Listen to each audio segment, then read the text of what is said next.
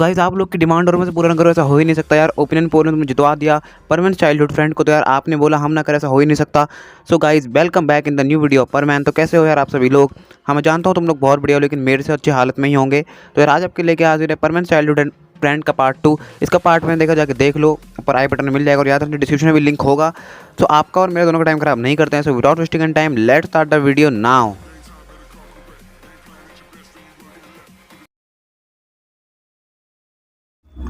कायरू अपना बैलेंस ठीक से नहीं बना पाती और वो वहाँ जंगल में गिर जाती है।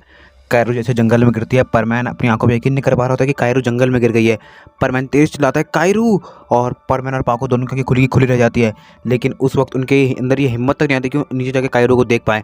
कायरू बहुत ऊंचाई से गिरी थी। परमैन को ये यकीन तक नहीं था कि अब कायरू बच पाएगी या भी नहीं। परमैन को अपने पर बहुत ज़्यादा गुस्सा होता है। परमैन वहीं पर बैठ के रोने लगता है, ये सब मुझसे क्या हो गया, आखिर मैं इतना तेज क्यों जा रहा था। तभी पाको बोलती है, इसमें यहाँ पर ऐसे रो मत परमैन, हमें जाके उसे ढूंढना होगा, हो सकता है वो ठीक हो। और पाको और परमैन दोनों जंगल में जाते हैं और वो भूल जाते हैं कि यहाँ पर वो किस काम से आए हुए थे, क्योंकि अभी कायरो की जान को बचाना उनके लिए ज़्यादा इंपॉर्टेंट हो गया था। वो दोनों जंगल में जाते हैं और कायरो को ढूंढना शुरू करते हैं। परमैन कायरो को ढूंढ रहा होता है, लेकिन उसे यकीन नहीं हो रहा होता है कि कायरो ऐसे गिर जाएगी, और वो अपने पर बहुत ज़्यादा गुस्सा होता है। परमैन कायरो को ढूंढता है, लेकिन उसे कायरो कहीं पर भी नहीं मिलती। अब परमैन बैठ कर रोने लगता है और कहने लगता है, ये मुझसे क्या हो गया, कायरो गिर गई, आखिर उसको क्या होगा, वो नहीं बच पाई होगी तो मैं अपना को कैसे माफ़ करूँगा, मैं उसके घर वालों को क्या जवाब दूंगा। पाको बोलती है उसे कुछ भी नहीं हुआ होगा, तो मेरा डरो मत परमैन, मैं तुम्हारे साथ हूँ ना। परमैन कहता है पाको तुम मेरे साथ रहो, क्या हो गया, लेकिन अगर उसे कुछ हो गया तो मैं क्या करूँगा, मुझे उसे अपने साथ लेकर नहीं आना चाहिए था। पाको बोलती है मैंने कहा था ना उसे अपने साथ लेकर मत आओ। तो ये परमैन कहते हैं इसमें मेरी क्या गलती है, वही आने के लिए जिद कर रही थी। तो ये पाको बोलती है लेकिन तुम जानते हो ना हमारा काम कितना रिस्क हो रहा होता है, इसमें तुम एक नॉर्मल लड़की को अपने साथ लेके आ रहे हो, मैं जानती रही ऐसा कुछ हो सकता है, लेकिन तुम मेरी बात मानते क्यों नहीं हो परमैन, अब देखो कितनी बड़ी गड़बड़ हो गई है, अगर उसे कुछ हो गया होगा तो हम क्या करेंगे। परमैन कहते हैं ऐसा मत बोलो पाको, उसे कुछ भी नहीं हुआ होगा, मुझे पूरा यकीन है वो ठीक होगी। और परमैन और पाको जाकर कायरो को फिर ढूंढना स्टार्ट करते हैं। अब हम कायरो को देखते हैं। कायरो बहुत देर से जंगल में गिरी थी। वो तो कायरो की किस्मत रही कि वो एक पेड़ पर आके गिरी, लेकिन उसका पैर जो था वो सीधा उस पेड़ से टकराया, जिस वजह से उसका पैर वो बहुत ज़्यादा डैमेज हो गया था और उसके पैर में काफ़ी ज़्यादा चोट लग गई थी। कायरो को होश आता तो वो देखती कि वो एक पेड़ के ऊपर है और वो बहुत ज़्यादा घायल भी हो चुकी है। कायरो अपना आप को संभालती है और उस पेड़ से नीचे उतरने की कोशिश करती है, लेकिन वो देखती है उसके पैर में काफ़ी ज़्यादा चोट आ गई है, इसलिए वो उस पैर अपने पैर के साथ नीचे नहीं उतर पाती और वहीं पे हेल्प हेल्प चिल्लाने लगती है। बहुत देर तक हेल्प हेल्प चिल्लाने के बाद कायरो समझ जाती है कि उसकी हेल्प के लिए यहाँ पे कोई नहीं आने वाला, उसे कुछ ना कुछ करके अपने आप को बचाना होगा और यहाँ पर परमैन्स को बुलाना होगा, क्योंकि वो जानते रहे कि परमैन्स को जरूर ढूंढ रहे होंगे। कायरो को भी कुछ समझ में नहीं आ रहा होता है और अब धीरे धीरे रात भी होने लगती है। कायरो को बहुत ज़्यादा डर लगने लगता है कि आखिर उसका क्या होगा, रात में यहाँ पे जंगली जानवर आएंगे तो उसको कुछ कर ना दे। कायरो के पैर में बहुत ज़्यादा दर्द होता है और वहाँ परमैन की तो बहुत ज़्यादा हालत ख़राब हो रही होती है कि कायरो ऐसे गिर जाएगी, उसे पूरा यकीन नहीं हो रहा होता है, इतनी बड़ी घटना एकदम से हो जाएगी, उसे बिल्कुल यकीन नहीं हो रहा होता है। और वहाँ पाको लगातार परमैन को दिलासा दे रही होती है कि कुछ भी नहीं होगा। वो दोनों लगभग पूरा जंगल छान मारते हैं और उन्हें कायरो का कहीं पर अता पता नहीं चलता है। कायरो का भी पैर जो अभी तक बहुत ज़्यादा ब्लीडिंग कर चुका था और उसमें से ब्लीड आना बंद हो गया था, इसलिए कायरो अपने आप को थोड़ा बहुत संभालती है और पैर से नीचे उतरने की कोशिश करती है, लेकिन नहीं उतर पाती। अब कायरो यही सोच रही होती है कि अगर वो करे तो करे क्या, लेकिन कायरो ये जानती है अगर वो इस पेड़ के ऊपर ही रह गई तो परमैन के बाहर कभी नहीं पहुंच पाएगी। उसे अपनी जान को बचाना तो उसे इस पेड़ से नीचे उतरना होगा, इसलिए कायरो हिम्मत बांधती है और उस पेड़ से नीचे उतरती है। कायरो जैसे उस पेड़ से नीचे उतरती है तो उसका पैर और तेज़ी से दर्द करने लगता है, उसके पैर से जो खून आना बंद हो गया तो फिर से स्टार्ट हो जाता है। कायरो वहीं पर बैठ कर रोना शुरू कर देती है। सच में एक दिल दहला देने वाला किस्सा आज हमारे साथ हुआ है, ये कायरो सोच रही होती है। वहाँ परमैन कहता है अब मुझे यकीन नहीं हो रहा है पाको, कायरो बची होगी, अगर वो बची होती तो कहीं ना कहीं से हमारे पास आ ही जाती। पाको बोलती है ऐसा मत बोलो, तुम ऐसा कैसे हो सकते हो, हमें उसे ढूंढना ही होगा, वो हमारे साथ आई थी, ये हमारी जिम्मेदारी की, मुझे जिस तरह से अपने साथ लेकर आए थे उसी तरह से अपने उस हाथों से उसे लेकर जाएं। और परमैन ने ध्यान रखना कि आगे से तुम अपने साथ ऐसे किसी को लेकर मत आना, जानते हो अब कितनी बड़ी गड़बड़ हो गई है, मैंने पहले भी कहा था कि ऐसा मत करो और तुम बस यही कह रहे थे कि ऐसा करने से कुछ भी नहीं होगा और तुम मेरी बात कहीं मानते भी तो नहीं हो, लेकिन अब हम उसे अपनी रिस्पॉन्सिबिलिटी पर लेकर आए थे तो हम उसे ढूंढ करेंगे। परमैन कहता है लेकिन पाको इसमें तुम्हारी कोई गलती नहीं है, अगर इन सब का ब्लेम आएगा तो मेरे ऊपर आएगा, तुम बच जाना, मैं ही जेल चले जाऊँगा। तो पाको बोलती है क्या बकवास कर रहे हो, हम में से कोई जेल नहीं जाएगा, उसे कुछ भी नहीं होगा और हम उसे ढूंढ लेंगे, तुम्हें ज़्यादा बकवास करने की जरूरत नहीं है परमैन, अपनी हिम्मत बांध के रखो, हमें उसे ढूंढना होगा। और वहाँ कायरो बहुत जोरों से रो रही होती है, उसके पैर में से लगातार खून निकल रहा होता है। सच में कायरो का पैर बहुत बुरी तरह डैमेज हो गया होता है। फिर भी कायरो की किस्मत होती है कि वो उस पेड़ के ऊपर गिरकर कायरो डायरेक्ट नीचे गिरती है तो उसका हड्डियाँ तक नहीं बचती, लेकिन कायरो अपनी हिम्मत को बांधती है, वो अपने पैर में खून को रोकने के लिए अपनी शर्ट फाड़ती है और वहाँ पर बांध देती है और थोड़ी देर बाद जब उसका खून बंद हो जाता है तो वो आगे बढ़ना शुरू करती है। कायरो धीरे धीरे घसीट घसीट के जंगल में आगे बढ़ रही होती है। कायरो के पैर में बहुत ज़्यादा दर्द हो रहा होता है, उसका पैर बुरी तरह फ्रैक्चर हो गया होता है, बुरी तरह फ्रैक्चर होने के उसके पैर में काफ़ी दर्द हो रहा होता है। उसके नसीब से उसके पैर की हड्डी भी ठीक होती है, इसलिए वो चल पा रही होती है।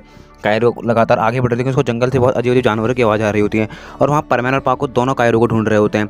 अब कायरो लगभग परमैन के बहुत पास आ जाती है, लेकिन अब कायरो के अंदर ये हिम्मत नहीं होती कि वो आगे चल पाए। कायरो को बहुत तेज़ तरह से जानवरों की आवाज़ आ रही है, तो कायरो को बहुत ज़्यादा डर लग रहा होता है। अब कायरो अपने आप से कहती है, मैं क्या करूँ, मैं बहुत बुरी तरह फंस चुकी हूँ, मैं बेवकूफ़ी में यहाँ परमैन के साथ में आई, मुझे समझ जाना चाहिए था कि वो मुझे मना कर रहे थे कि इसमें मेरी ही गलती है, मेरी जान बच गई, मेरे लिए बहुत बड़ी बात है, लेकिन अगर मैं जंगल से कहीं बाहर ही निकल पाई तो मैं कितना बुरी तरह फंस जाऊंगी। प्लीज़ मॉम, प्लीज़ डैड, मुझे बचा लीजिए। और कायरो वहीं बैठ के रोने लगती है और वहाँ परमैन की हालत और ख़राब होने लगती है, क्योंकि धीरे धीरे रात बहुत ज़्यादा होती आ रही थी और अगर रात हो गई तो कायरो को ढूंढ पाना नामुमकिन हो जाएगा, क्योंकि रात के टाइम इस जंगल में बहुत कोहरा हो जाता है और इस जंगल में खाई भी बहुत ज़्यादा है, और अगर कायरो उस खाई में गिर गई तो बस उसका एक बार बचना बेकार हो जाएगा, वो फिर से मौत के मुंह में चली जाएगी। इसलिए परमैन को बहुत ज़्यादा डर लग रहा होता है। परमैन पाको से कहता है, पाको अब हमें उसे अलग अलग होकर ढूंढना होगा, और परमैन और पाको कायरो को ढूंढना शुरू करते हैं। वहाँ पर कायरो धीरे धीरे फिर से आगे बढ़ना शुरू करती है। वो जंगल के जानवरों की आवाज़ को इग्नोर करके आगे बढ़ रही थी, लेकिन धीरे धीरे आवाज़ तेज़ होने लगती है। एकदम से कायरो का एक लाइन आ जाता है। कायरो के डर के मारे हालत ख़राब हो जाती है, उसे पसीना पसीना आने लगता है, लेकिन वो कैसे न कैसे करके अपने आप को बचा लेती है और एक पेड़ के पीछे जाके छुप जाती है और वहाँ से बच जाती है। कायरो अपने आप से कहती है, मैं कितनी खुशकिस्मत हूँ कि मैं आज 2 बार बच गई हूँ, लेकिन मुझे जल्द से जल्द परमैन के पास पहुँचना होगा, नहीं तो मैं नहीं बच पाऊँगी। और कायरो समझ जाती है कि जंगल में कोहरा पड़ रहा है, क्योंकि कायरो जो है वो पहले भी इस तरह के जंगल में एक बार जा चुकी है, तो वो जानती है कि जंगल में रात को रुकना बहुत ज़्यादा खतरनाक होता है। कायरो को बहुत ज़्यादा भूख भी लग रही होती है, लेकिन उसका पैर पूरी तरह सूज गया होता है, इसलिए वो अपने पैर के साथ अब आगे भी नहीं बढ़ पा रही थी, लेकिन अपनी हिम्मत को फिर से बांधती है और थोड़ा थोड़ा करके आगे बढ़ना शुरू करती है। कायरो आगे बढ़ी रही होती है कि उसको आसपास भालू की हलचल महसूस होती है। कायरो समझ जाती है कि उसके आसपास भालू है और भालू उन लोगों को नहीं खाता है जो मरे हुए होते हैं, इसलिए कायरो वहीं पर लेट के मरने की एक्टिंग करने लगती है। कायरो की समर कैंप में ली हुई ट्रेनिंग आज उसके काम आ रही थी, और थोड़ी देर बाद कायरो के इस शक के मुताबिक भालू वहाँ पर आता है। वो कायरो को सूंघता है, बहुत तेज़ से सूंघता है, लेकिन कायरो अपनी सांस को रोके रखती है और फाइनली भालू हार मान के चले जाता है। कायरो बोलती है, आज मैं कितनी बार बच रही हूँ, लेकिन अगर मैं परमैन के पास नहीं पहुँची तो मैं जंगल में नहीं बचने वाली। मुझे पूरे कि जंगल धुंध वाला है और धीरे धीरे यहाँ पे धुंध बढ़ती जाएगी, और जैसे धुंध बढ़ेगी मैं कभी भी यहाँ से बाहर ही नहीं निकल पाऊंगी। लेकिन कायरो अपनी हिम्मत को बांधती है और आगे बढ़ना शुरू कर दिया है, लेकिन थोड़ी देर में कायरो की पूरी हिम्मत टूट जाती है और वहीं पर गिर जाती है। कायरो सोचती है, यही मेरा अंत है, मैं सबसे बड़ी बेवकूफ़ थी जो मैं परमैन के साथ में आई। मुझे परमैन ने मना भी किया था कि तुम मेरे साथ मत आओ, लेकिन मैं नहीं मानी, मैं सबसे बड़ी बेवकूफ़ हूँ और यही मेरा अंत है। लेकिन तभी कायरो के दिमाग में आता है कि आग के जरिए आप हमेशा अपनी जान को बचा सकते हैं, और आपको विषय चले आग के करीब रहना होगा। आग आपकी सबसे बड़ी दोस्त भी है और सबसे बड़ी दुश्मन भी है। इसलिए कायरो सोचती है कि उसे आग जलानी होगी ताकि वो परमैन को एक संकेत दे पाए कि वो यहाँ पर है। इसलिए कायरो ऐसा ही करती है। कायरो अपने हिम्मत को फिर से बांधती है। सबसे अच्छी बात ये थी कि कायरो का पैर नहीं टूटा था। अगर कायरो का पैर टूटा होता तो कब की ढेर हो जाती। उसका पैर टूटा नहीं था, इसलिए वो अभी तक चल पा रही थी, और वह परमैन और पाको भी अपना पूरा जोर लगा रहे थे कायरो को ढूंढने के लिए। अब कायरो अपने पैर को संभालती है और धीरे धीरे करके आसपास से लकड़ी इकट्ठा करना शुरू करती है। अब कायरो लकड़ियाँ इकट्ठा कर लेती है। लकड़ियाँ इकट्ठा करने के बाद उसे एक जगह पे इकट्ठा करती है, तो वो सोचने लगती है वो आग कैसे जलाए। तो उसके दिमाग में आता है कि पत्थरों को रगड़ के आग जलाई जा सकती है, इसलिए वो आसपास छोटे छोटे पत्थर उठाती है और उनको रगड़ के आग जलाना शुरू करती है। बड़ी मेहनत के बाद वो आग को फाइनली जला लेती है और धुएँ की मदद से वो फाइनली परमैन को अपने पास बुला लेती है। जब पाको दूर से धुएँ को देखती है, उसे कहती है, देखो वहाँ धुआं आ रहा है, मुझे पूरे कि कायरो कह रही है।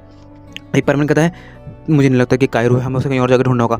ये पाको बोलती है, उसे हर जगह ढूंढ चुके हैं, हमें उसे इस जगह पे जाके भी ढूंढ लेना चाहिए, अगर वो यहाँ पे हमें मिल गई तो बहुत अच्छी बात होगी। तो परमैन कहता है, ठीक है पाको, हम उसे एक बार लास्ट बार वहाँ जाके भी ढूंढ लेते हैं। और कायरो के आ रहे सिग्नल्स के हिसाब से ही परमैन वहाँ पर पहुँचते हैं, तो उन्हें वहाँ पे कायरो मिल जाती है।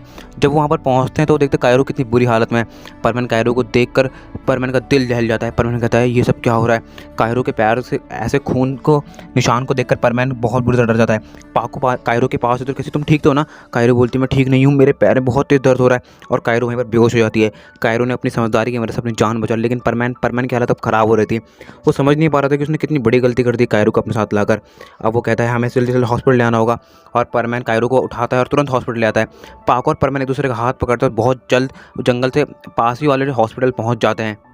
थोड़ी देर में परमैन और पाको जब हॉस्पिटल पहुंचते हैं तो वो दोनों वहाँ पर कायरो को एडमिट करवाते हैं। डॉक्टर तुरंत अंदर आते हैं और कायरो का एग्जामिन करना शुरू करते हैं। डॉक्टर परमैन से पूछते हैं कि ये क्या हो गया, इसके पैर में इतनी बुरी तरह चोट कैसे लग गई। और कायरो को बुरी तरह एग्जामिन करने के बाद डॉक्टर कहते हैं, देखो मैं नहीं जानता कि इसकी कितनी अच्छी किस्मत है जो ये इतनी ऊंचाई से गिरने के बाद बच गई, लेकिन इसका पैर डैमेज हो गया है। फ्रैक्चर नहीं हुआ है, डैमेज हुआ, लेकिन ऑलमोस्ट मैं नहीं कह सकता कितना टाइम लगेगा। फ्रैक्चर नहीं है इसलिए कम टाइम में रिकवर कर लेगा, लेकिन काफ़ी टाइम हो सकता है कि लग जाए। तभी परमैन कहता है, आप फिक्र मत कीजिए डॉक्टर, हम इसका पूरा ध्यान रखेंगे। डॉक्टर कहते हैं फिक्र मुझे नहीं, फिक्र तुम्हें करने की ज़रूरत है, क्योंकि इसका पैर जिस तरह से डैमेज हुआ है वो दिक्कत कर सकता है। और लेकिन परमैन तुम्हें ध्यान रखना चाहिए ना कि तुम ऐसे खतरनाक मिशन पे आम लोगों को मत लेके जाया करो। तभी डॉक्टर से परमैन कहता है सर मैं आगे से ध्यान रखूँगा, मुझे माफ़ कीजिए। और डॉक्टर ये कहते हैं चले जाते हैं। अब पूरी रात परमैन जो रहते हैं वो वहाँ पर ही बिताते हैं हॉस्पिटल में, और कायरो के होश में आने का इंतजार करते हैं। जब नेक्स्ट डे कायरो होश में आती है तो वो दोनों जो रहते हैं वहाँ से कायरो को लेकर निकल जाते हैं। परमैन ने कायरो को अपने हाथों पे रखा हुआ होता है और कायरो लगातार परमैन से माफ़ी मांग रही होती है कि परमैन प्लीज़ मुझे माफ़ कर दो, मेरी वजह से तुम्हें इतनी ज़्यादा प्रॉब्लम हुई, अगर मैं तुम्हारे साथ नहीं आती तो शायद इतनी बड़ी प्रॉब्लम होती नहीं।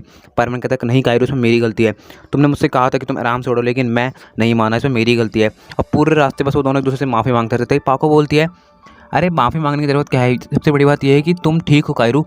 और जब वो दोनों घर पहुँचते हैं तो वहाँ पर मित्सो का रोबोट उन्हें देख के बोलता है तुम लोग कहाँ थे, मैं बहुत ज़्यादा परेशान हो गया, तुम पूरे दिन भर बाहर थे और रात भर बाहर थे, और कायरो कायरो को क्या हो गया। तभी परमैन जो रहता है वो अपने रोबोट को सारी बातें बताता है और कायरो कहती है मुझे माफ़ कर दो मित्सो, मेरी वजह से तुम्हें भी अब इतनी सारी प्रॉब्लम्स होने वाली हैं। तभी मित्सो का रोबोट कहता है कोई बात नहीं कायरो, तुम लेकिन तुम ठीक तो हो ना। तभी परमैन कहता है कायरो एक काम करो, तुम बेड पे जाके लेट जाओ। और परमैन जो रहता है कायरो को बेड पे लेटा देता है। पाको परमैन से कहती है परमैन मुझे तुमसे कुछ ज़रूरी बात करनी है, और उसे बैल्कनी पे ले जाती है। पाको बोलती है परमैन हमारा आज बाहर जाने का प्लान था कि हम चलेंगे। परमैन कहता है पाको क्या तुम्हारा दिमाग ख़राब हो गया है, हम कायरो कैसे छोड़ के जा सकते हैं, क्या तुम्हारे अंदर इंसानियत नाम की चीज़ नहीं है, मैं उसे ऐसे छोड़ के नहीं जा सकता, मुझे माफ़ करो पाको, हम कभी बाद में चलेंगे, आज मेरे लिए कायरो का ध्यान रखना ज़्यादा ज़रूरी है, उसका ये हाल मेरी वजह से हुआ है। तभी परमैन कहता है पाको प्लीज़ आगे से हम ये ध्यान रखेंगे कि हम किसी को अपने साथ नहीं लेकर जाएं, लेकिन इस बार मेरी गलती को मैं मानते हुए अपनी गलती को ठीक करना चाहता हूँ। पाको प्लीज़ हम कभी बाद में बाहर चलेंगे। और पाको वहाँ से मुंह फुला के चली जाती है। परमैन कहता है मुझे माफ़ कर दो पाको, मेरी वजह से तुम्हारा प्लान भी स्पॉइल हो गया, लेकिन मानने की बात है एक कायरो का नसीब बहुत ज़्यादा अच्छा था कि वो इतनी ऊंचाई से गिरने के बाद भी बच गई। परमैन जो रहता है वो अंदर जाता है और कायरो से कहता है कायरो तुम्हें किसी भी चीज़ की ज़रूरत हो तो मुझे बता सकती हो, मैं यहीं पर ही हूँ तुम्हारा ध्यान रखने के लिए। तभी कायरो बोलती नहीं परमैन, मेरे मॉम डैड से मैं बात करने वाली हूँ और वो मुझे यहाँ से जल्द आके ले जाएंगे, मैं वैसे भी यहाँ ज़्यादा दिन नहीं रह सकती हूँ, ये मैं यहाँ पर नहीं रह सकती था। ये मित्सो का रोबोट कहता है नहीं नहीं कायरो तुमने तो ठीक नहीं, तुम यहाँ से नहीं जा सकती, तुम्हारे मॉम डैड को मैं बता दूंगा कि तुम्हारे साथ जो हुआ था वो गलती से हुआ था और वो तुम्हें यहाँ से नहीं ले जाएंगे, तुम्हें यहाँ से ले जाना बहुत ज़्यादा खतरा रहेगा, कायरो तुम यहाँ से नहीं जाओगे। और परमैन भी जरूरत है कायरो को इंसिस्ट करता है कि वो यहाँ से ना जाए। और फाइनली शाम के टाइम कायरो जो है अपने मॉम डैड को पूरी बात बताती है और कायरो के मॉम डैड कायरो को बहुत ज़्यादा डांटते हैं। मित्सो की मॉम भी परमैन को बहुत ज़्यादा डांटती है, यानी मित्सो को ही बहुत ज़्यादा डांटती है और बहुत ज़्यादा परमैन को भी डांट पड़ती है।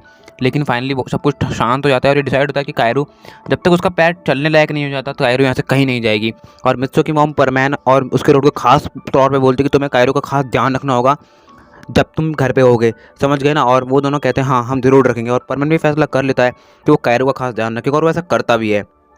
वो हर वक्त कायरो के पास रहता है, कायरो का ध्यान रखता है। जैसे कि हम जानते हैं कायरो का पैर डैमेज है, फ्रैक्चर नहीं है, इसलिए कायरो का पैर स्टार्टिंग में तो बहुत धीरे धीरे रिकवर होता है, लेकिन बाद में उसका पैर काफ़ी जल्दी रिकवर होना शुरू हो जाता है।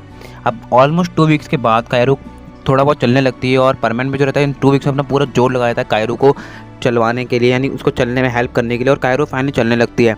कायरो बोलती है कि मैं अपना घर जाना, लेकिन परमैन कहता नहीं कायरो जब तक तुम पूरी तरह ठीक नहीं जाओगे, जैसे तुम यहाँ पर आई थी वैसे नहीं हो जाओगे, हमें तो यहाँ से तुम्हें नहीं जाने दूंगा। और मित्सो का रोबोट मित्सो की बहुत ज़्यादा हेल्प करता है कायरो का ध्यान रखने की। और अब कायरो भी जो रहती है 2 वीक्स में ऑलमोस्ट परमैन से अट्रैक्ट होना स्टार्ट हो जाती है। हमारा परमैन है ही ऐसा, वो किसी सबके लिए इतनी केयर दिखाता है कि कोई ना कोई से अट्रैक्ट हो ही जाता है। परमैन भैया आपके तो बहुत मजे हैं, कभी मिच्ची को अट्रैक्ट होती है, कभी पाको अट्रैक्ट होती है, तो नई लड़की कायरो अट्रैक्ट हो रही है, मान गए आपको। चलिए गाइस अब आगे बढ़ते हैं। तो कायरो जो रहती है वो बोलती है कि ठीक है मैं यहीं पे रुकने को तैयार हूँ।